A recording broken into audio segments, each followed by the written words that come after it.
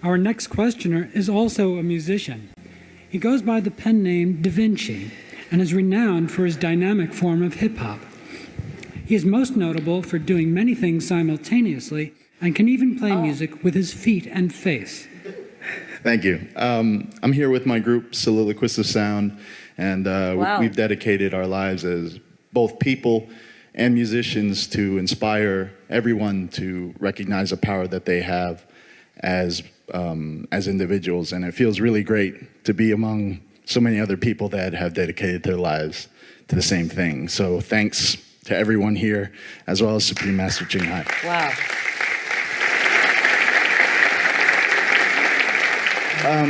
Can you comment on the children that are being born these days, children like Akiani?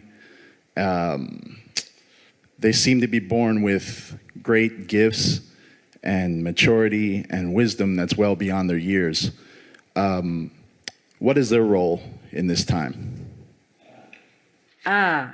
Yes, I'll be glad to inform you. You just remember there was one little beautiful girl, Akian Kamarik, yes? Okay. She's one of the what we call indigo children, or crystal children. They are born from a different dimension, from a higher dimension, but unlike us, they have the ability to retain their divinity, or at least some part of it, so that they can bring to this world some different gifts for us. Yes, we are all born from different dimensions, Mr. Da Vinci. We are all divine. We are all born from a higher level of consciousness, from what I know. It's just that we have been degraded. We have come to this world and we have been confused. And the negative force of this realm has been deluding us and making us into what we have not willed to be. We should have been much better than what we are.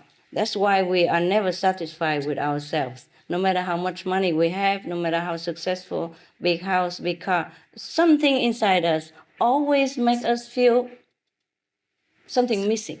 Yes, something we don't know what. That is our divine origin trying to wake us up. Indigo children are the children who have exceptional talent for their age. They know more way beyond their years. And people who have studied or spent time with these special gifted children have told us about them. These are the youth who are born from higher dimensions and can retain some part of their intelligence, their wisdom, and their talent, their quality of the higher dimension. Many children don't have to be indigo children. From the time of their birth until about 3-4 years of age, many of children still can remember heaven. Sometimes they talk with each other about heaven. Sometimes they told their parents about heaven. But the parents would not listen, would not understand, because the parents have already forgotten. After 3-4 years of age, we have forgotten our origin. So the indigo children are the ones who still continue to remember after the 4 or 5 years of age. Lucky for them. Yes, perhaps it's heaven's will to let these children come and remember their divine quality, so that we have hope.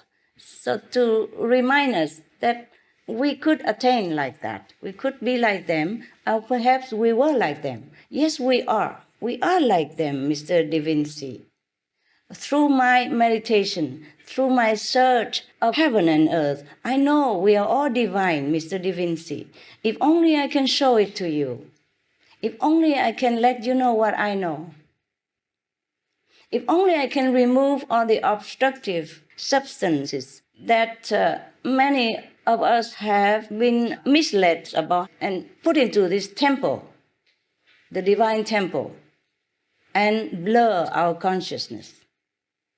That's the reason we have forgotten our godly origin.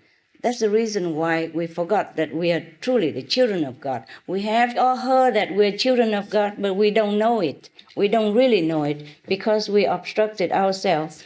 Because the negative force in this world is too heavy, they kind of surround us, they kind of oppress us so that we could not struggle to fight against it. And then we succumb to this negative force and degrade ourselves more and more every day. That's why many masters came to this planet since times immemorial to try to lift us up, to try to remind us. But the thing is, it's not that easy because we have been sleeping too long.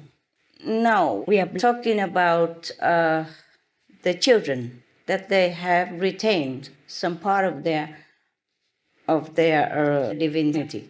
They have come because they have found that the atmosphere, perhaps on our planet, has become more suitable, more refined, and brighter for them. Our planet has been changing recently for the better, you see, as more and more people are doing virtuous deeds, practice deep meditation, spiritual disciplines, and adopting the compassionate vegan lifestyle. Nowadays, because of the communication, it's so advanced. So the vegan lifestyle or spiritual lifestyle spreads very easily, unlike the time of Jesus. So nowadays, we don't have those harassment from misunderstanding like the time of Jesus or the time of Prophet Muhammad, peace be upon him. Also, our human evolution has benefited from the spiritual masters who have been gracing our earth through our history to bless us.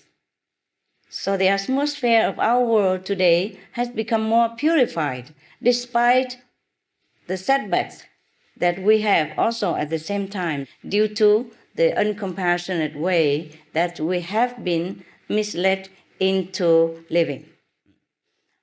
Nevertheless, the part that can be purified, it has been purified. So our planet atmosphere has been receptive, uplifted to these higher dimensional levels. So some higher dimensional beings can come here.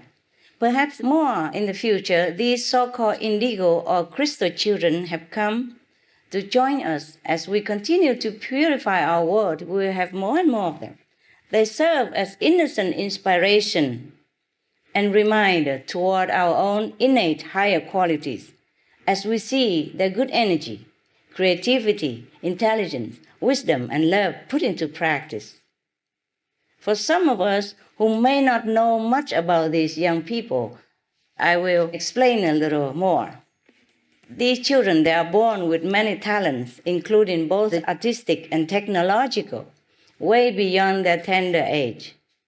Their faith in the divine gives them a simple but clear sense of life's purpose. And not only do they share their creative talents freely with the world, but they also have a lot of inborn virtues. Their nature is of unwavering honesty that can never be compromised by this world. They're lucky. They dislike suffering and injustice. They are very sensitive to people's and animals' feelings. They have more or less telepathic talents. They have intuitive feeling very strong. Yes. So they are very sensitive to other people's feelings and animals' feelings.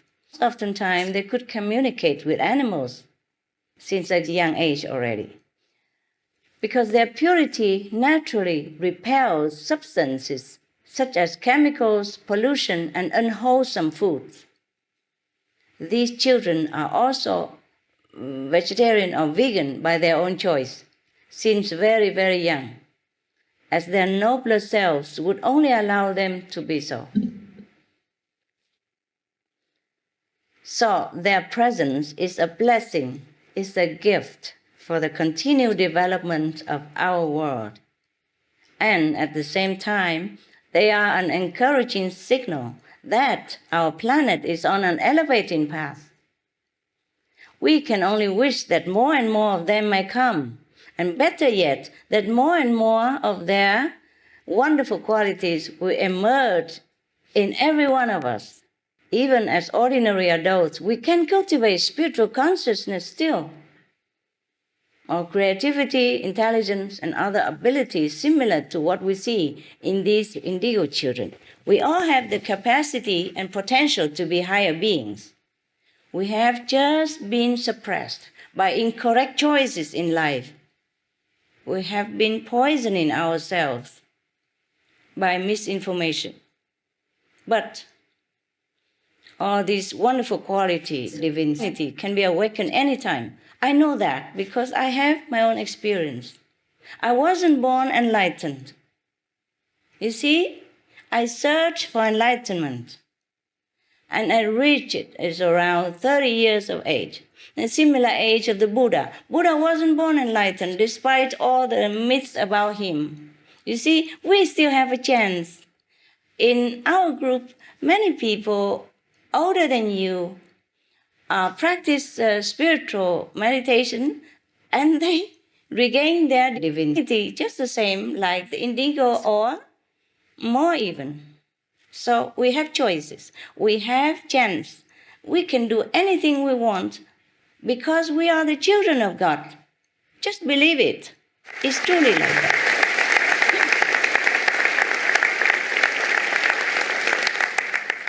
Now, back to Earth. We can always regain all this divinity. Truly, I promise you with all honesty and honor that we can have it. All of you sitting there, whatever age you are, if you don't even have any experience about heaven, if you don't even have any talent before, you don't even know what to meditate on, any one of you can attain this divinity again, reclaim it again, provided we have the right counteraction, see? And the first step is to switch to a more compassionate lifestyle, because that is what we are. We are compassion. A compassionate vegan diet is the basic way of higher being, a mark of a true human being. A true human being would never kill. A true being would never harm another, even if his own life is threatened. A real gentleman steps wisely, understanding that all beings are connected, and that by taking a life compromises his own human spirit and bringing the bad retribution of killing upon him. So it is not solely the responsibility of these children to improve the world's consciousness level. We must all work together to bring heaven closer to earth. We can all do it. It's so simple. In my group, even children 5, 6 years old can meditate and can hear the inside melody, can talk to God. If we want to bring heaven to earth, if that is our wish, so shall it be. Thank you, and bless you, Mr. Da Vinci. Thank you.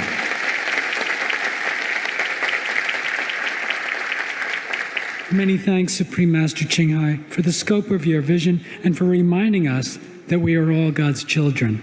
Our next questioner, Mr. David Canther, is a former pastor and founder of Acts World Relief.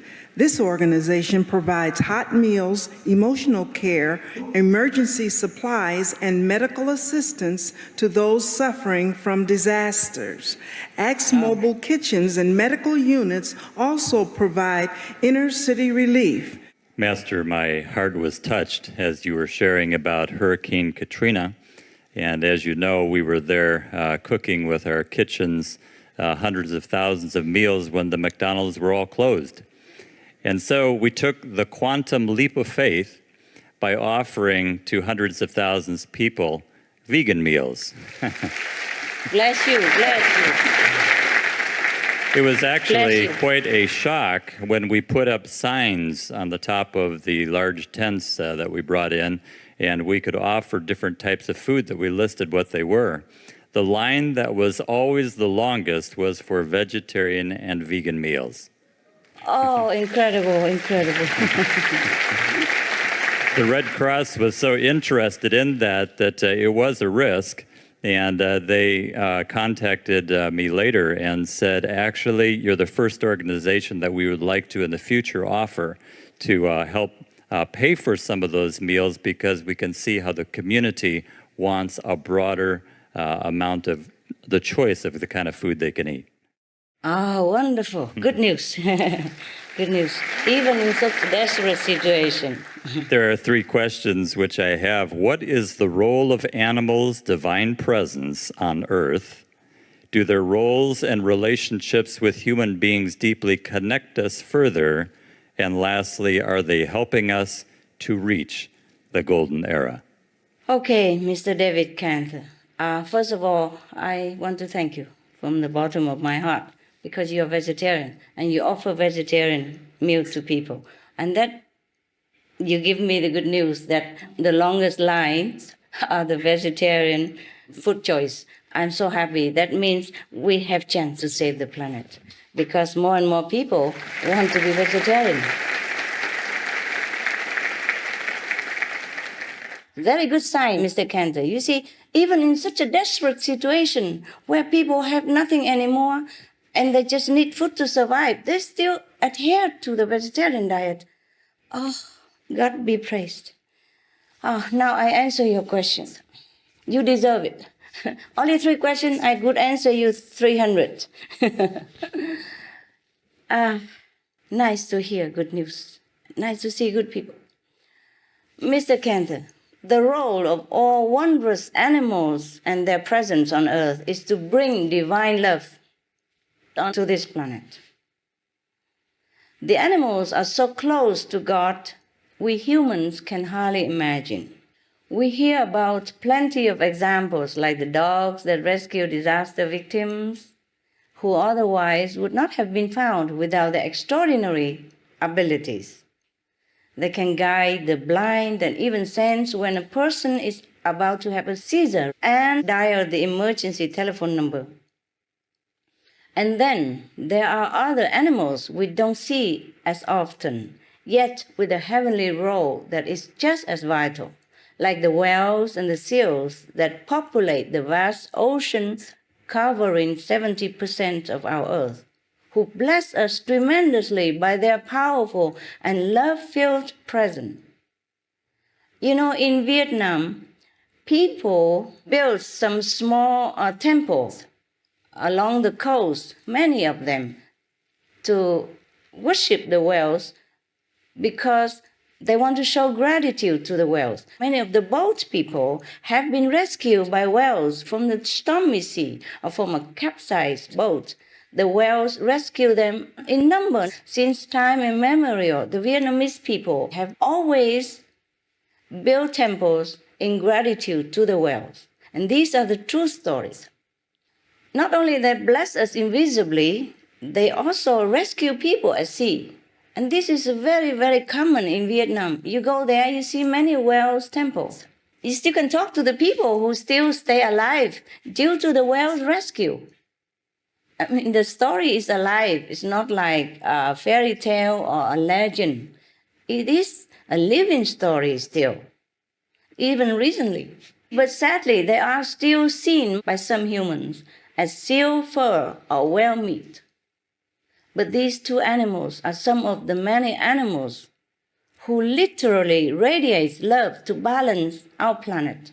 As we are being deluded more and more into the killing of the animals and destroying the environment, the atmosphere of our planet is also being depleted of love and happiness. Therefore, these animals, they were born here in order to balance it, to help us to fill in the void of love that we lost through our inconsiderate actions. But sadly, we kill them. We kill our benefactors just because we are blind.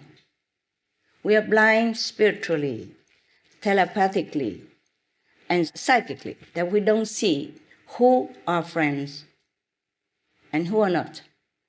Sadly, the friends we can see, like the whales, the seals, but we don't recognize. But the enemies we don't see, but we listen to. That is the force of evil, the force of the negative in this world. We don't see the force, we don't see that power, we don't see it manifested, personified, but we listen to it daily. So we do many wrong things that we regret. Or at the time of death, we regret. Because at that time we can see whatever wrong things we do, just like watching cinemas. And we feel very sorry that we have done such things due to not knowing, due to being misled. So these animals, they are really our friends, they are our benefactors. But many of us kill them.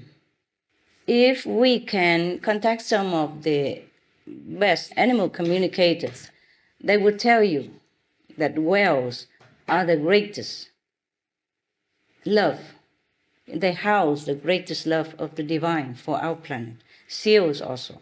In one of the conferences last time, I have told the audience about different quality of love of different animals. And whales and seals are one of the few, number one, in loving power. Now, that's not me who say that. It is through meditation, and I have been informed like that. So, if we kill these beings, we are really killing ourselves. We take out the balance that is greatly needed at this time, especially at this time in our dire situation. Now, if we let them live, then they will be able to bring back to earth the powerful unconditional love, like that of the mother for her child, and they do their noble mission knowingly. They knowingly do it.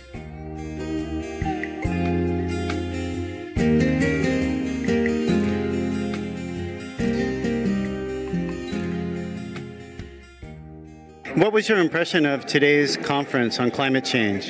It was beautiful. It was inspirational. It was necessary. The urgency was conveyed in just the right tone. I can't really imagine any one person feeling anything but inspired leaving. And Ken, what was your impression of the event today? It was a very positive message. I'm not a vegetarian myself. My daughter is. And we didn't know that would be one of the themes of the conference because we just understood it to be about climate change. But it's a very positive message that methane is also one of the greenhouse gases that you need to be concerned about. Well, as I said, my daughter's influenced us a lot. She's a young adult and encourages us and brings home meals. She's been a vegetarian since she was 6. So that little story she was telling about indigo children where you feed your child something and they spit out the meat. That's what my daughter did when she was 4, would feed her rice and chicken and she would spit out the little pieces of chicken. So that resonated with me that children can come with that. And what was your impression of what Supreme Master Ching Ai had to say? She seems like a very beautiful lady and very positive about what the individual can accomplish by maybe taking a vegetarian burger instead of a meat burger to start off with. I gave up coffee a couple years ago, so maybe I'll start on vegetarian food. All information concerning the scientific evidence of climate change and its solution is in Supreme Master Ching Ai's book, From Crisis to Peace, free for download at crisistopeace.org.